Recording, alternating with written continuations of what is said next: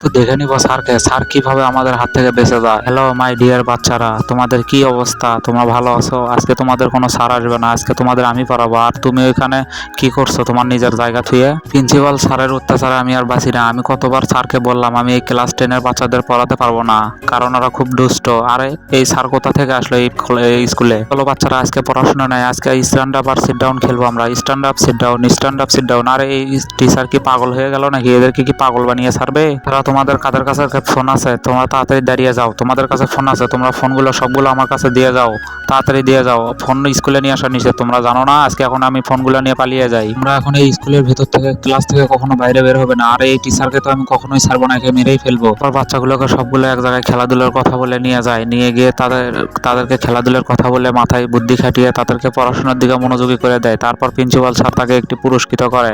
তারপর any college ছেড়ে চলে যেতে শুরু করে। তারপর সেই স্যারটি বলে যে এনি তুমি কলেজ থেকে যেও না, তোমার খুব প্রয়োজন আছে এই কলেজে, তুমি এখানে থেকে যাও। তারপরে এনি কি এই স্কুলে থাকবে কিনা সেটা দেখার জন্য পার্ট 2 লেখা কমেন্টে তোমার সুন্দর নামটা লিখে যাও। আর ভিডিওতে একটি লাইক দিয়ে চ্যানেলটি সাবস্ক্রাইব করে দিও কিন্তু।